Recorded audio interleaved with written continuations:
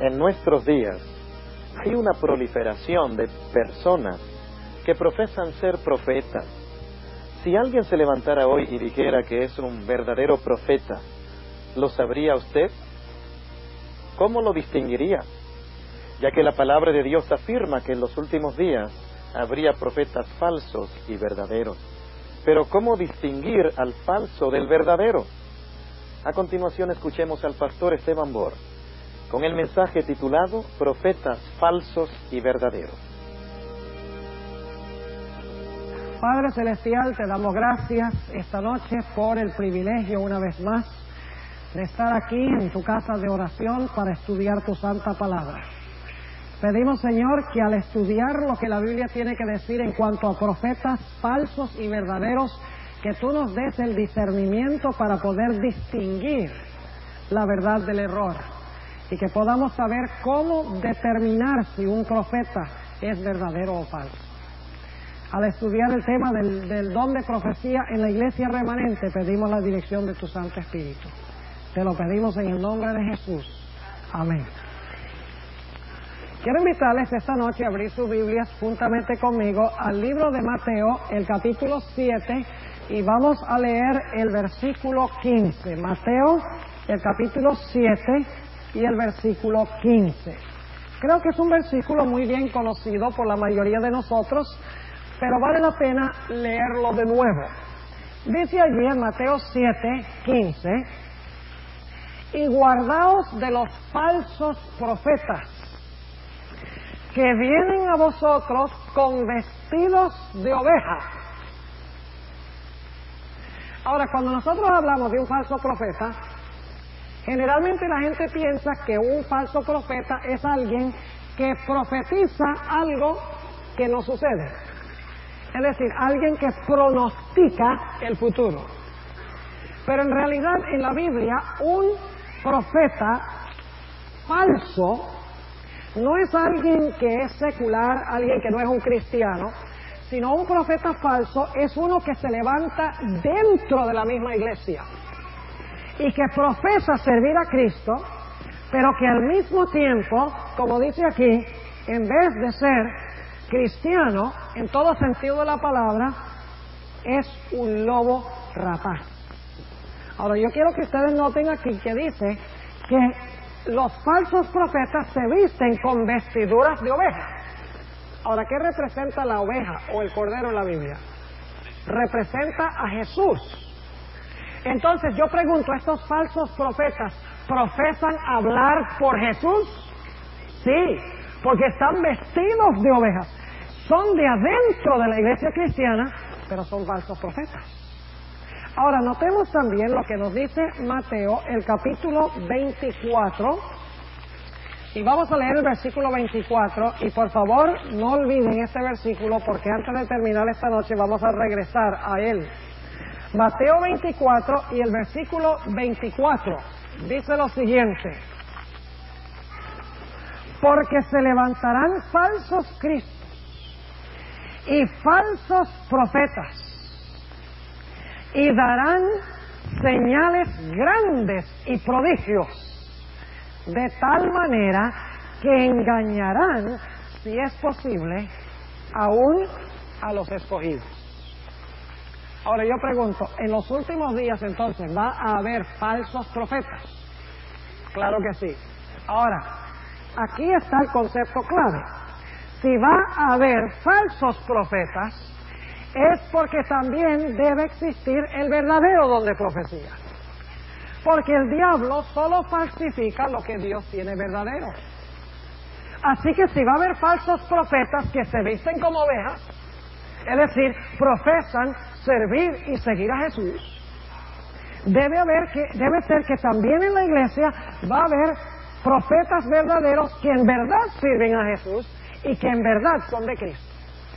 Ahora, la pregunta clave es ¿cómo podemos nosotros distinguir entre esos dos profetas, el falso y el verdadero, si los dos se levantan dentro de la iglesia cristiana?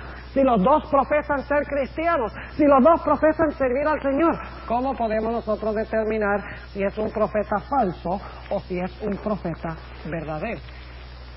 Bueno, notemos lo que nos dice el apóstol Pablo en Primera de Tesalonicenses, el capítulo 5. Primera de Tesalonicenses 5 y el versículo 20 y también el versículo 21.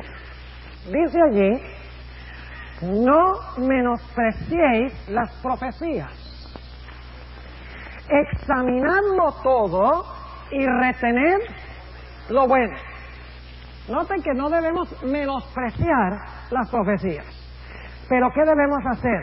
Examinarlo todo y retener lo que es bueno. Entonces, ¿debemos nosotros probar o examinar a los profetas para ver si son verdaderos o falsos? Claro que sí.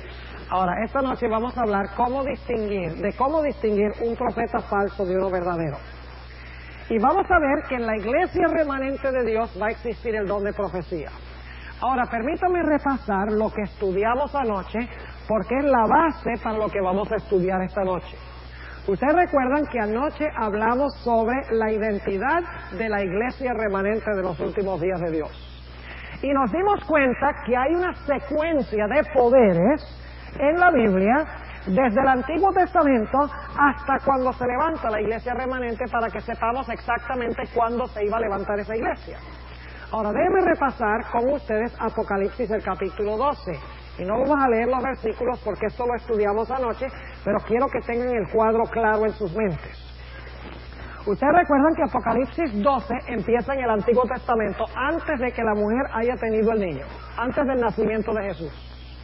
Luego entonces tenemos el dragón, que trata de matar a Jesús cuando nace. ¿Qué gobierno está reinando en el mundo cuando Jesús nace? Roma. Es decir, vamos del Antiguo Testamento, antes que el niño nazca, continuamos con el dragón, que es Roma, y el dragón tiene ¿cuántos cuernos? 10 cuernos, que le salen después. Las 10 divisiones de Roma. Es decir, tenemos Roma, que trata de matar a Jesús. Luego Roma se divide en 10 reinos, año 476, y luego entonces, en medio de los 10 cuernos, se levanta un cuerno pequeño. La iglesia tiene que huir al desierto por 1260 años. Y esos 1260 años terminan ¿en qué fecha? En el año 1798. Noten cómo nos hemos movido desde el Antiguo Testamento hasta Roma, que trató de matar a Jesús. Roma se divide en 10 reinos y luego entonces entre esos 10 reinos se levanta un cuerno pequeño que persigue a la iglesia, que huye al desierto hasta 1798. Pero ustedes recuerdan que anoche también estudiamos que cuando el pueblo de Dios estaba siendo perseguido allá en Europa, que la tierra se levantó para ayudar a la mujer. ¿Recuerdan eso? Y nos dimos cuenta que la tierra que ayuda a la mujer representa ¿qué país? Representa a los Estados Unidos, a donde la gente huyó cuando el diablo estaba echando sus aguas, sus muchedumbres de gentes, para ahogar al pueblo de Dios en Europa.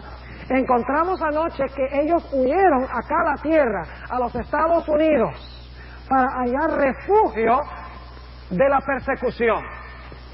Y luego notamos en Apocalipsis 12:17 que dice que el dragón se airó contra la mujer y se fue a hacer guerra contra el remanente de la simiente de ella, los cuales guardan los mandamientos de Dios. Ahora noten la secuencia: Antiguo Testamento, Roma, 10 divisiones de Roma, 476, 1260 años, 1798. Cuando cae Roma papal en 1798, se está levantando otro poder, una potencia mundial, los Estados Unidos, que le ha dado refugio a esta gente. Ahora, ¿ustedes creen que el diablo está contento de que hay libertad de conciencia y libertad de cultos? No, a él no le gusta eso. Y por lo tanto dice en Apocalipsis 12:17 que después que la tierra ayuda a la mujer, el dragón se llena de ira contra el pueblo de Dios y se va a hacer guerra contra el remanente de la simiente de ella. Y dice allí en Apocalipsis 12:17, vayan conmigo allí un momentico, dice, los cuales guardan los mandamientos de Dios. Ahora, anoche estudiamos eso. Quiere decir que después de 1798, cuando cae el poder que domina durante los 1260 años, después de 1798 se va a levantar un pueblo remanente, Porque el diablo va a hacer guerra contra el remanente de la simiente de la mujer. Es decir, poco después de 1798 se va a levantar un remanente que guarda los mandamientos de Dios. Pero tiene otra característica. Noten otra vez Apocalipsis 12:17. La iglesia remanente dice, no solamente guarda los mandamientos de Dios, sino que tienen algo. ¿Qué tienen?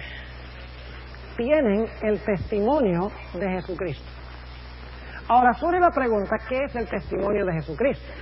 No solo debemos buscar una iglesia que se levanta después de 1798, no solamente debemos buscar una iglesia que se levanta en la tierra, en los Estados Unidos, no solamente debemos buscar una iglesia que dice que debemos guardar todos los mandamientos de Dios, sino que debemos buscar una iglesia que tiene el testimonio de Jesucristo.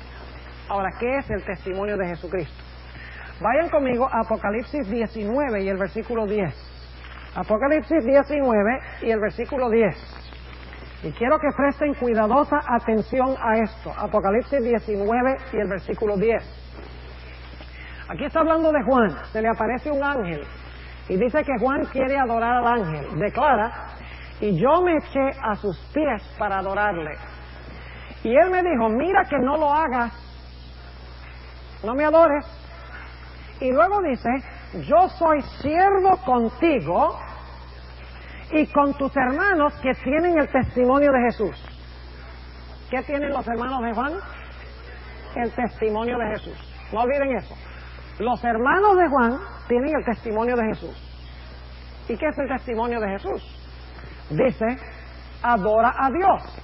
Porque el testimonio de Jesús es el espíritu de la profecía. ¿Qué es entonces el testimonio de Jesucristo? Es el espíritu de la profecía. Entonces, ¿qué tienen los hermanos de Juan? El testimonio de Jesús o el espíritu de profecía. Ahora vamos a Apocalipsis 22. Apocalipsis, el capítulo 22, y vamos a leer los versículos 8 y 9. Apocalipsis 22 y el versículo 8 y el versículo 9. Tenemos la misma escena nuevamente. Dice, yo Juan soy el que ha oído y visto estas cosas. Y después que hube oído y visto, me postré para adorar delante de los pies del ángel que me mostraba estas cosas. Se le apareció otra vez el ángel y Juan se postra para adorarlo. Y noten el versículo 9. Y él me dijo, mira que no lo hagas, porque yo soy siervo contigo y con tus hermanos, ¿quiénes? Los profetas. Ahora, yo no sé si ustedes notaron algo muy interesante al comparar el 19:10 con el 22:9. El 19:10 dice, yo soy siervo contigo y tus hermanos que tienen el testimonio de Jesús, que es el espíritu de la profecía. En el 22:9 dice, yo soy siervo contigo y con tus hermanos los profetas. Es decir, que el testimonio de Jesús es ser un ¿qué? Un profeta, exactamente. Es decir, el pueblo remanente, ¿qué va a tener en su medio? Va a tener en su medio el don de profecía. Ahora, miremos un momentico la terminología. ¿Por qué se le llama el testimonio de Jesucristo? ¿Saben por qué razón? Porque el profeta da testimonio ¿de quién? De Jesús. ¿Saben ustedes? Está hablando a través del profeta. Vamos a 1 de Pedro 1, para que ustedes vean quién está hablando a través del profeta. 1 de Pedro, el capítulo 1, y vamos a leer el versículo 10 y también el versículo 11. 1 de Pedro 1, 10 y 11. Está hablando de la salvación que iba a venir a través de Cristo. Y dice, de la cual salud o salvación, los profetas que profetizaron de la gracia que había de venir a vosotros han inquirido y diligentemente buscado, escudriñando cuándo y en qué punto de tiempo significaba el Espíritu de Cristo que estaba en ellos, el cual prenunciaba las aflicciones que habían de venir a Cristo y las glorias después de estas. ¿Qué era lo que estaba en los profetas? ¿El Espíritu de quién? El Espíritu de Cristo. ¿Por qué se le llama el Espíritu por qué se le llama el testimonio de Jesucristo?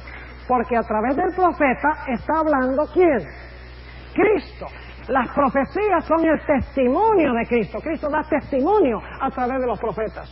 Entonces, quiero preguntarles, ¿es cosa seria rechazar la voz de un profeta?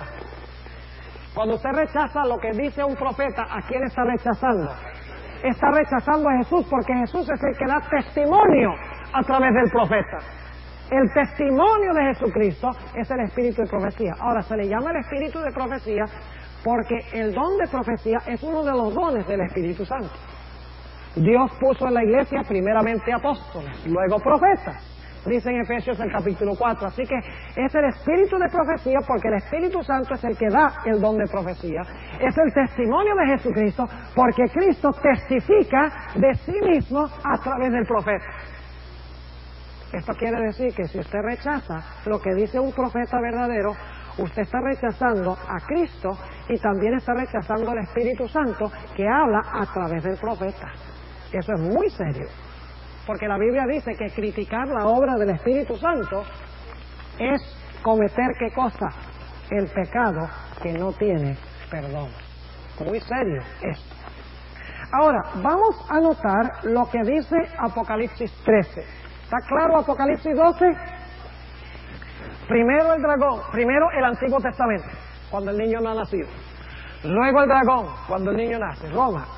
Luego Roma se divide en 10 reinos, 476. Luego Roma papal gobierna por 1260 años, nos lleva hasta 1798.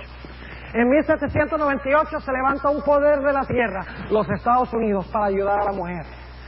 Y luego entonces de la tierra surge el pueblo remanente. Y el pueblo remanente guarda los mandamientos de Dios y tiene en su medio el don profético. Ahora vamos a Apocalipsis 13, porque en Apocalipsis 13 tenemos la misma secuencia. Vamos a repasar, porque esto lo estudiamos anoche. En Apocalipsis 13 tenemos, ¿recuerdan? León, oso, leopardo. Antiguo Testamento. ¿Vamos bien? Para los que estuvieron anoche, león, oso, leopardo. Eso es Antiguo Testamento. Luego tenemos el dragón, ¿verdad? ¿Y qué representa el dragón? Según hemos estudiado en el capítulo 12. El dragón representa Roma, que trató de matar a Jesús. Luego entonces dice que ese dragón tiene ¿cuántos cuernos? 10 cuernos. Fíjense que tenemos lo mismo en Apocalipsis 13. El Antiguo Testamento, león, oso, leopardo. Luego tenemos el dragón, el mismo dragón que trata de matar a Jesús. Luego entonces ese dragón tiene 10 cuernos, que es el 476, y luego ese dragón con los 10 cuernos le da su poder a la bestia, y la bestia gobierna 1260 años. ¿Están siguiendo o no? Y luego después de los 1260 años se levanta una bestia, ¿de dónde? De la tierra. La tierra ayudó a la mujer al terminar los 1260 años en Apocalipsis 12. En Apocalipsis 13, después de los 1260 años, se levanta una bestia de la tierra. Y esa bestia tiene 2 cuernos como de cordero. Es decir, es una nación cristiana que tiene 2 principios centrados en Cristo. La separación de la iglesia del Estado. Libertad civil, libertad religiosa. Libertad para adorar a Dios de acuerdo a los dictámenes de nuestra propia conciencia. Es decir, se levanta un poder de la tierra. ¿Qué representa ese poder, según hemos estudiado anteriormente? Representa a los Estados Unidos. Pero luego dice que ese poder iba a hablar como un ¿qué? Como un dragón. ¿Es paralelo eso a Apocalipsis 12? Sí, la tierra ayuda a la mujer y luego ¿qué pasa? El dragón se llena de ira contra la mujer. En Apocalipsis 13 tenemos esta bestia que se levanta de la tierra, que ayuda a la mujer y luego manifiesta la ira del dragón. Tenemos la misma secuencia. Ahora, yo quiero que ustedes noten un punto muy importante. En Apocalipsis 12:17 dice que Satanás odia los mandamientos de Dios. Dice que está irado contra la mujer porque guarda los mandamientos de Dios. Pero en Apocalipsis 12 no dice exactamente cuál es el mandamiento que Satanás especialmente odia. ¿Cuál mandamiento creen ustedes que Satanás especialmente odia? El cuarto. ¿Por qué? Porque el cuarto es el único mandamiento que identifica al que dio la ley, al verdadero Dios. Y el diablo sabe que si él conserva el sábado, toda la gente va a creer y aceptar a Dios como su creador. Así que él tiene que inventar otro día rival. Tiene que inventar otro día que distraiga las mentes de su enfoque hacia Dios y enfoque esas mentes en él. Ahora, en Apocalipsis 12 sencillamente dice que Satanás se llena de ira, el dragón se llena de ira y va a hacer guerra contra los que guardan los mandamientos de Dios. Pero en Apocalipsis 13, cuando dice que esta bestia habló como un dragón, dice cuál de los mandamientos Satanás especialmente odia. Amplifica Apocalipsis 12. ¿Cómo sabemos eso? Porque dice en Apocalipsis 13, 12 al 18, después de decir que esta bestia empezó a hablar como un dragón, nos dice en qué sentido se portó como dragón. Mandó a todos a que adoraran a la bestia.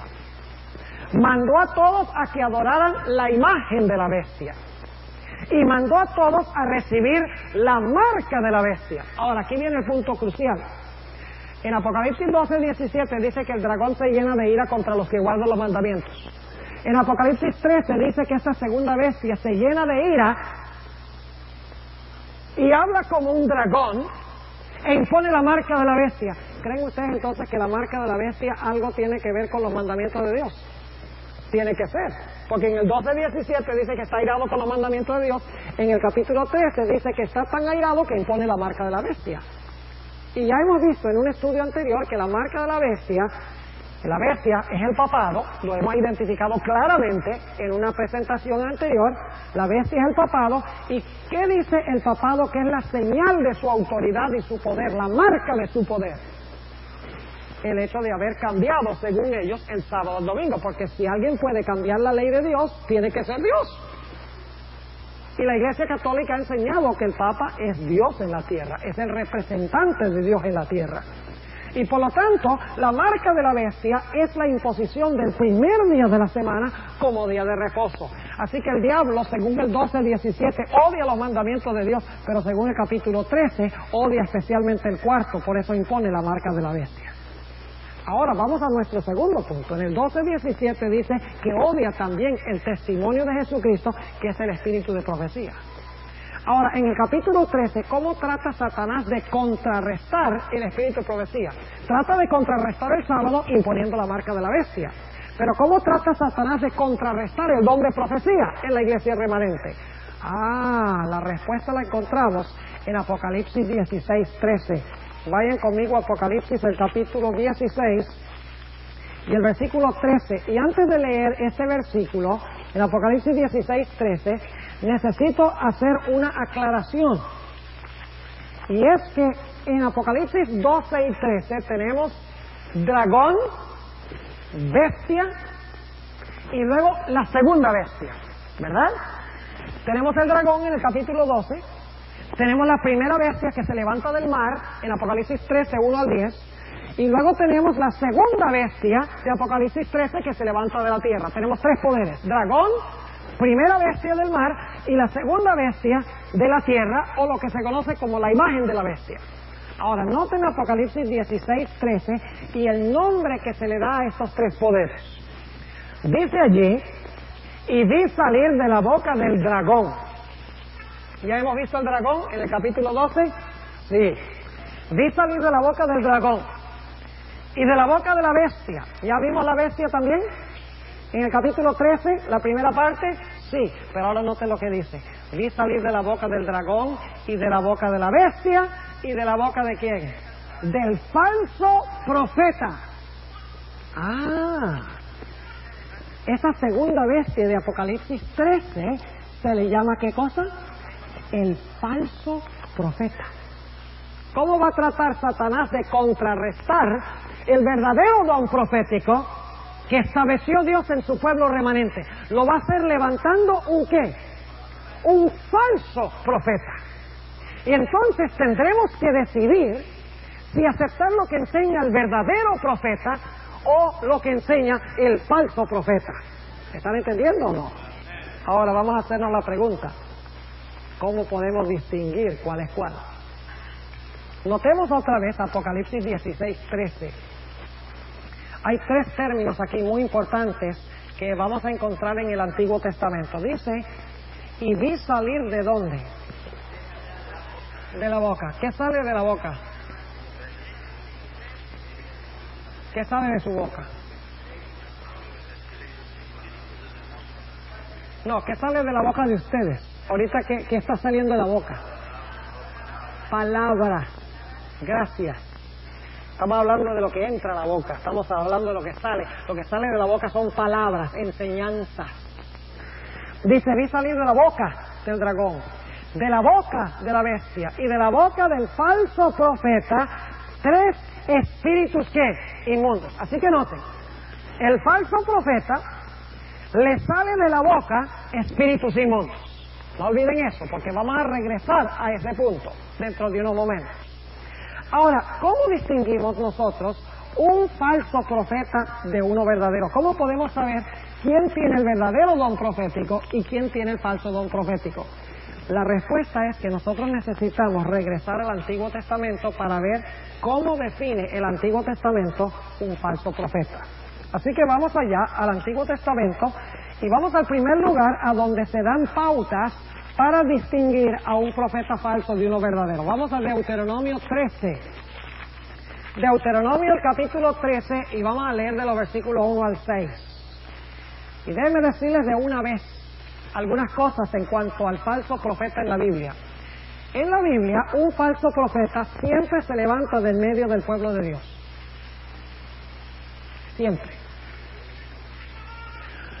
Un falso profeta siempre procura extraviar al pueblo de Dios de la ley de Dios.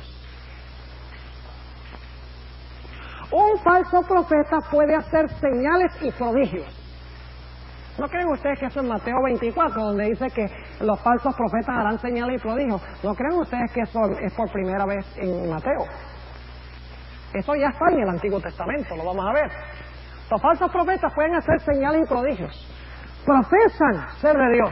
Se levantan en medio del pueblo de Dios, pero le enseñan al pueblo de Dios a extraviarse de la ley. Y les enseñan, además de eso, que van a tener paz y prosperidad en desobediencia a Dios. Y además de eso, la gente ama a los falsos profetas y odia a los verdaderos profetas. Vamos a anotar eso, Deuteronomio 13:1. Cuando se levantare en medio de ti un profeta o soñador de sueños y te diere, ¿qué cosa? Vaya interesante, ¿dónde vimos esa misma expresión? En Mateo 24. ¿A dónde se levanta este profeta? Cuando se levantare de afuera de la iglesia, en medio de ti. ¿Dónde se va a levantar el falso profeta en el libro de Apocalipsis? Ese va a ser uno de esos que publica el National Enquirer, que dicen con quién se va a casar John Travolta este año. Y dice a dónde va a suceder el próximo terremoto. ¿Esa es la clase de falso profeta que se está hablando aquí? No, este es un falso profeta que trata de engañar al mismo pueblo de Dios. Es parte del pueblo de Dios. El falso profeta se va a levantar dentro del cristianismo. ¿Me están siguiendo o no? Ahora noten. Sigue diciendo aquí. Cuando se levantara en medio de ti, profeta, o soñador de sueños, y te diere señal o prodigio, y acaeciere la señal o prodigio. Noten que se va a realizar. No crean ustedes que estos son charlatanes. Van a hacer señales y prodigios, estos falsos profetas. Dice, y acaeciere la señal o prodigio que él te dijo diciendo, vamos en pos de dioses ajenos que no conociste y sirvámonos. ¿Qué trata de hacer? Extraviar al pueblo de su Dios. Dice en el versículo 3, no darás oído a las palabras de tal profeta, ni al tal soñador de sueños, porque Jehová vuestro Dios os prueba para saber si amáis a Jehová vuestro Dios con todo vuestro corazón y con toda vuestra alma. En pos de Jehová vuestro Dios andaréis, y a Él temeréis, y guardaréis, ¿qué? Sus mandamientos, y escucharéis su voz, y a Él serviréis, y os allegaréis. ¿Qué enseña el verdadero profeta? A seguir en pos de Dios y a guardar sus ¿qué? No es coincidencia que en Apocalipsis 12:17 dice en 12:17 que el diablo odia los mandamientos de Dios y el don de profecía. porque vamos a encontrar en varios textos que la ley y el don de profecía siempre van juntos. Y la señal del falso profeta es que pisotea la santa ley de Dios y le dice a la gente que no tiene que guardar la ley de Dios. Es uno que se levanta de adentro, que trata de extraviar a la gente de Dios, haciendo señales y prodigios. Ahora, note lo que dice en el versículo 5, y el tal profeta o soñador de sueños ha de ser muerto, por cuanto trató de rebelión contra Jehová vuestro Dios, que te sacó de la tierra de Egipto y te rescató de casa de siervos, y de echarte del camino, porque Jehová tu Dios te mandó que anduvieses, y así quitarás el mal del medio de ti. El verdadero profeta lleva a la gente a seguir los mandamientos de Dios. El falso profeta trata de extraviar a la gente de los mandamientos del Señor. Ahora, vamos a varios textos más. Busquemos en nuestra Biblia el libro de Jeremías, el capítulo 23, y vamos a leer el versículo 11. Jeremías 23, y vamos a leer el versículo 11. Dice allí: porque así el profeta como el sacerdote son, ¿qué? Fingidos. ¿Qué significa la palabra fingidos? ¿Qué significa fingir? Que son buenos actores, o sea, son engañadores. Dice entonces en el versículo 11, porque así el profeta como el sacerdote son fingidos. Noten, aún en mi casa hallé su maldad, dice Jehová. ¿A dónde se levantan los falsos profetas? En la misma casa de Dios. ¿Y qué es la casa de Dios? La iglesia. Ahora, noten lo que dice en el mismo capítulo 23 de Jeremías y el versículo 21 y 22. Dice: no envié yo a aquellos profetas, y ellos corrían y yo no les hablé, y ellos profetizaban. Y si ellos hubieran estado en mi secreto, es decir, si ellos en verdad tuvieran mi secreto, porque Dios revela sus secretos a sus siervos, los profetas, si ellos hubieran estado en mi secreto, también hubieran hecho oír mis palabras a mi pueblo, y les hubieran hecho volver de su mal camino y de la maldad de sus obras. ¿Qué hace el verdadero profeta? Trae el pueblo de regreso a Dios, a arrepentirse de sus malas obras y a seguir a Dios, a arrepentirse del pecado. Y por eso es que la gente no quiere los verdaderos profetas. En la Biblia nunca la gente quiso los verdaderos profetas. Los crucificaban, los mataban. Yo les pregunto, los profetas que tenía el pueblo de Israel, ¿qué hacía el pueblo de Israel con ellos? Los mataba. El mismo pueblo a quienes eran enviados los odiaba. Así que si la iglesia remanente final va a tener un profeta, no crean ustedes que toda la gente en esa iglesia va a querer a ese profeta. La van a criticar, la van a maltratar, van a decir que es un falso profeta, que no se puede confiar en lo que escribió. Si en la iglesia remanente hubiese un profeta que todo el mundo amara, yo tendría problemas, diría que es un falso profeta, porque en la Biblia la gente amaba a los falsos profetas, porque los falsos profetas le decían a la gente lo que querían oír. ¿Qué hace entonces el verdadero profeta? Vuelve a traer a la gente de haberse extraviado de Dios, los vuelve a traer al pacto, los vuelve a traer a la ley, los vuelve a traer a la obediencia a Dios. El verdadero profeta. Ahora notemos algunos textos más. Ustedes conocen la obra de Elías el profeta, ¿verdad? Saben que Elías fue el más grande profeta del Antiguo Testamento, a mi parecer, extraordinario. Pero lo interesante es que Elías casi no dio ninguna profecía. La única profecía que dio Elías fue que no iba a llover por 3 años y medio, más nada. Y sin embargo es el más grande de los profetas, porque llamó Dios a Elías para traer al pueblo de regreso a Jehová. Y les dijo Elías: ¿por qué claudicáis entre dos opiniones? Si Jehová es Dios, servirle; si Baal, servirle a él. Y cuando Acab viene y le dice a Elías: tú eres el que has alborotado a Israel, ¿verdad? ¿Qué dice Elías? Yo no he alborotado a Israel, sino tú y la casa de tu padre, porque habéis olvidado los mandamientos de Jehová y están adorando a los Baales. ¿Qué llamó Elías a hacer? Que la gente regresara a su alianza a Dios, a guardar los santos mandamientos de Jehová.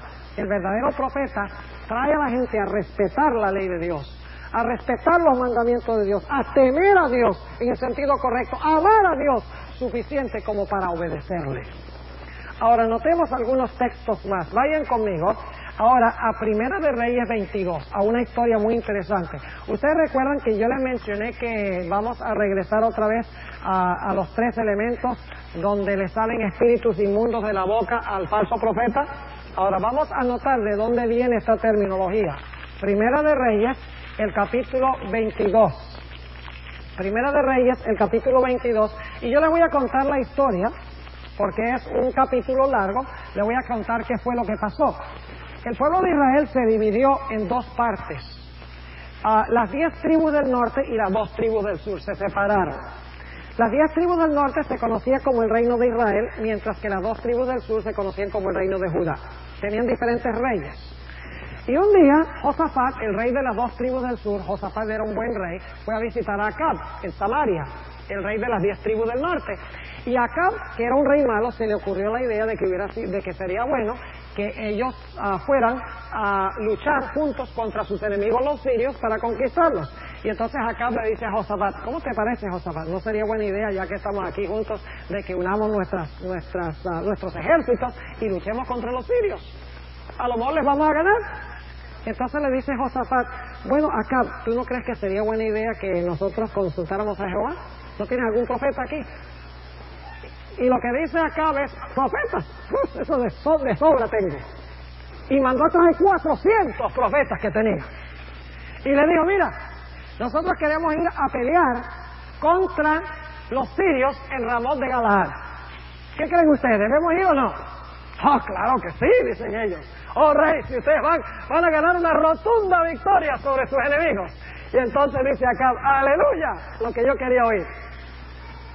Pero Josafat no estaba muy convencido y por lo tanto le dice: oye, Acab, ¿no tienes por ahí un profeta de Jehová?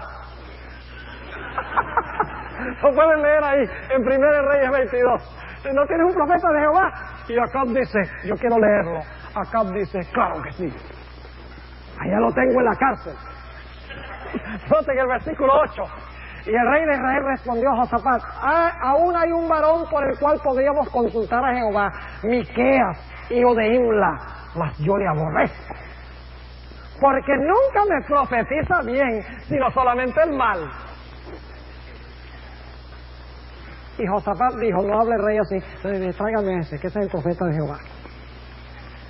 Y entonces cuando el siervo del rey va allá a visitar a Miqueas en la cárcel, le dice a Miqueas: mira, el rey quiere ir a pelear en Ramot de Galaad, mejor tú le dices lo que él quiere oír, o si no te va a ir mal. ¿Y sabe lo que dice Miqueas? Miqueas dice: yo voy a decir lo que Jehová me diga que yo debo decir. Y punto final. Y entonces sucede una experiencia muy interesante. Resulta que primero Acab le dice: ¿debemos ir o no? Y dice Miqueas: sí, ve, te va a ir bien. Pero estaba hablando con sarcasmo. Entonces Acab le dice: ve, no eches broma aquí. Dice: háblame en serio. Entonces le dice, ahora le dice el profeta Miqueas algo muy interesante. Noten, en el versículo 21. Bueno, vamos a leer empezando el versículo 19. Entonces él dijo: oye pues palabra de Jehová, yo vi a Jehová sentado en su trono y todo el ejército de los cielos. ¿Qué es el ejército de los cielos? Los ángeles. Estaba junto a él, a su diestra y a su siniestra. Es decir, Miqueas vio una visión. Y en la visión vio a Dios sentado en su trono y todos los ángeles alrededor del trono. Y ahora pasa algo muy extraño. Versículo 20. Y Jehová dijo: ¿quién inducirá a Acab para que suba y caiga en Ramot de Galaad? Y uno decía una manera y otro decía de otra. Ninguno quería hacerlo. Pero ahora de repente se aparece un espíritu extraño. Noten, versículo 21. Y salió un espíritu y púsose delante de Jehová y dijo: yo le induciré. Y Jehová le dijo: ¿de qué manera? Y él dijo: yo saldré y seré espíritu de mentira en la boca de todos sus profetas. ¿Seré qué? ¿Ustedes creen que ser un ángel bueno? ¿Los ángeles buenos ponen espíritu de mentira en la boca de la gente? ¿Quién era ese ángel? ¿Quién era ese espíritu? Era un espíritu de demonios. ¿Recuerdan Apocalipsis 16? Dice, yo pondré espíritu de mentira ¿en la qué? En la boca de sus falsos profetas. Eso está en Apocalipsis 16:13. Ahora, ¿estos profetas son profetas de Israel? ¿Están en Israel o son profetas de los filisteos, profetas de las naciones paganas? Estos son de Israel. Lo único es que profetizan paz y le dicen al pueblo que se extravíen de la ley de Dios, que desobedezcan, en otras palabras, la voluntad de Dios. Ahora vamos a Nehemías, el capítulo 9 y el versículo 26. Nehemías, el capítulo 9 y el versículo 26. Y quiero que noten nuevamente el mismo concepto. Nehemías 9 y el versículo 26. Dice, empero te irritaron y rebeláronse contra ti. ¿Y echaron qué? Hablando del pueblo de Israel, echaron tu qué? Tu ley tras sus espaldas. Y mataron tus profetas que protestaban contra ellos para convertirlos a ti. ¿Qué hizo el pueblo de Israel? ¿Echaron qué detrás de sus espaldas? La ley. ¿Y qué hicieron con los profetas que trataban de traerlos de regreso a la ley? Dice que los mataban. ¿Tiene alguna relación la ley de Dios con la obra de un profeta? Absolutamente. Ahora, noten lo que dice Nehemías 9 y el versículo 30. Nehemías, el capítulo 9 y el versículo 30 dice, y alargaste sobre ellos muchos años y protestástele con un espíritu por mano de tus profetas, mas no escucharon, por lo cual los entregaste en las manos de los pueblos de la tierra. ¿Por qué Dios los entregó en manos de los pueblos de la tierra? Porque no escucharon a sus ¿qué? No escucharon a sus profetas. Ahora, vamos a Isaías 29. Isaías, el capítulo 29, y vamos a leer el versículo 10. Isaías 29 y el versículo 10. Y quiero que noten algo muy interesante en cuanto al profeta en este versículo. Isaías, el capítulo 29, y vamos a leer el versículo 10. Dice, porque Jehová extendió sobre vosotros espíritu de sueño, y cerró vuestros ¿qué? Vuestros ojos, cubrió vuestros profetas y vuestros principales videntes. Aquí en este versículo dice que los profetas son los ojos de Israel. Por eso se le dice videntes. En inglés la palabra es seers. Porque el profeta son los ojos de la iglesia. Y cuando la iglesia no le hace caso al profeta, la iglesia anda como a ciegas. Por eso dice en Proverbios 29:18 que debemos nosotros creer a sus profetas y que seremos prosperados. Y dice que donde no hay visión, el pueblo se disipa, se desparrama, se esparce, se divide. Ahora, notemos algunos textos más que hablan de la obra de los profetas falsos. Noten lo que dice Isaías, el capítulo 30 y el versículo 8 al 11. Isaías 30 y el versículo 8 al 11. Este es un pasaje muy importante.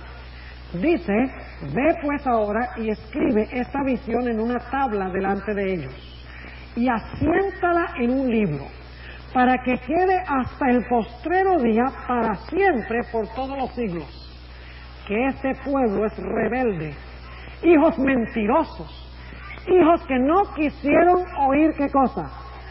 La ley de Jehová. ¿Quiénes son los que no quieren oír la ley de Jehová? Pues los filisteos. Los que no quieren oír la ley de Jehová, los egipcios. Los que no quieren oír la ley de Jehová son los babilonios. ¿Esos son? ¿Quiénes son los que no quieren oír la ley de Jehová? El pueblo de Dios. Dice en el versículo 9 que este pueblo es rebelde, hijos mentirosos, hijos que no quisieron oír la ley de Jehová, que dicen a los videntes, no veáis, y a los profetas, no nos profeticéis lo recto, decidnos cosas halagüeñas, profetizad mentiras, dejad el camino, apartaos de la senda, haced cesar de nuestra presencia al Santo de Israel. ¿Qué hace el falso profeta? Extravía al pueblo de Dios de su ¿qué? De su ley, de sus sendas. Y dice, no me hables de lo recto.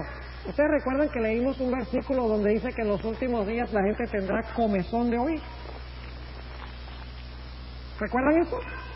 Y se amontonarán maestros conforme a sus concupiscencias.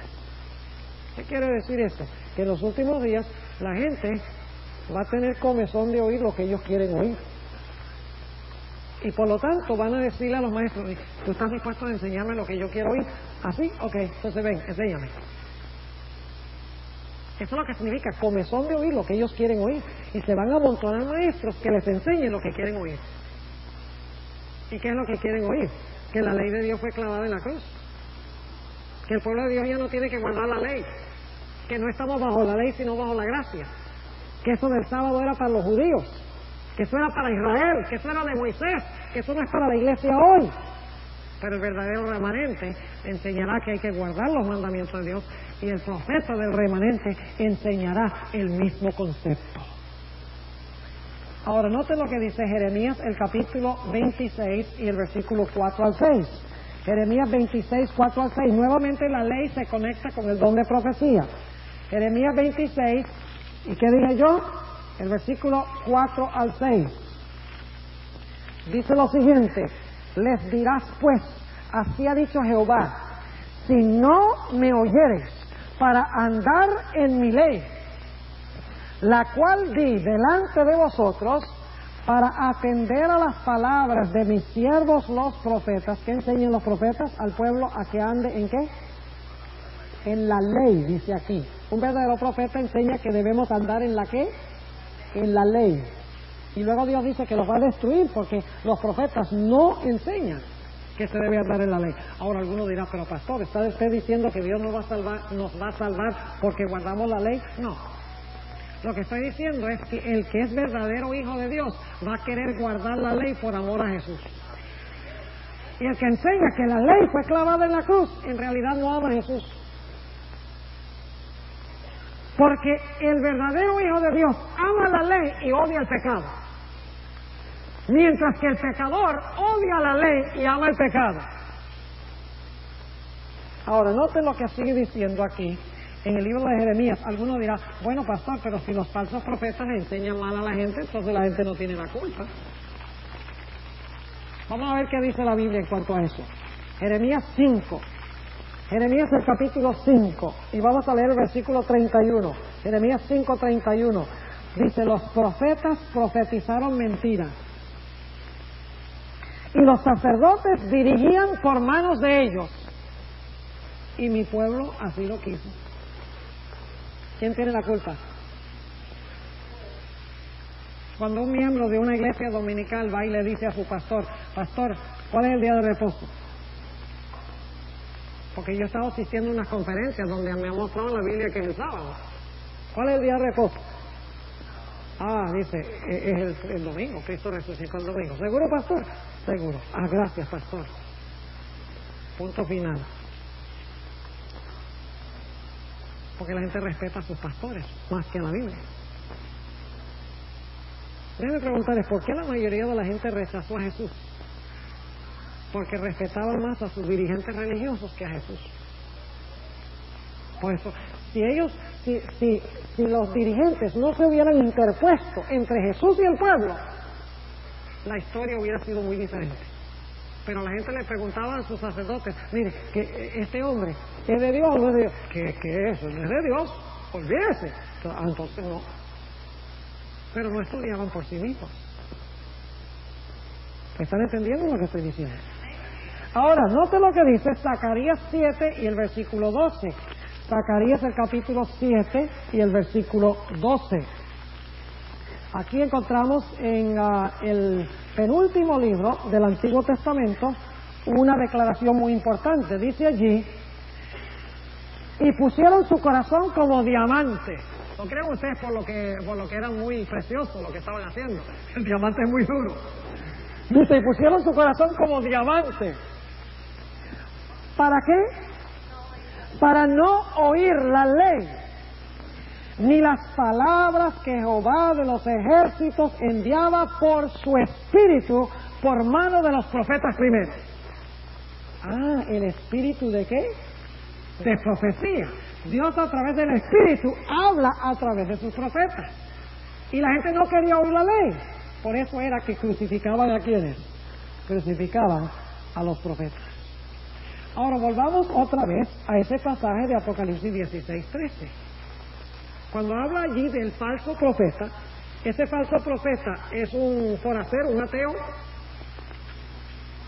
un mundano, que va a dar profecías por allá afuera. No, ese falso profeta debe ser un sistema cristiano. Y por la larga trayectoria de la historia de los falsos profetas, y créanme que yo busqué toda referencia en la Biblia a profetas y falsos profetas para este tema, no se me escapó ninguno. Y yo les puedo decir con toda certeza que los falsos profetas en la Biblia, desde los primeros que se mencionan en Deuteronomio 13 hasta el último en Apocalipsis 16 y el versículo 13, se distinguen por levantarse del medio del pueblo de Dios y enseñarle al pueblo a extraviarse de la ley de Dios. Entonces, al final de la historia, ¿quién va a ser este falso profeta? ¿Qué le va a enseñar a la gente? Que desobedezca la ley de Dios. Y yo pregunto, ¿qué va a enseñar el verdadero profeta del remanente? Va a enseñar que se debe regresar a la ley de Dios. Y se debe respetar la ley de Dios. Ahora déjenme compartir con ustedes esto para terminar esta noche.